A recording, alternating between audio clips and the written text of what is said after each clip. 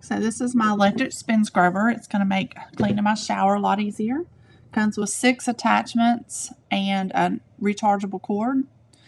It also has like where you can change the angle, so you can go from straight to the angle. Got 2 speeds. It's up to about 2 horsepower, I think, and it can really get away from you. It's pretty strong. This is my favorite attachment. It's more of a point so that you can get down into all the little grooves, little hard to reach areas, or if you have small grout lines.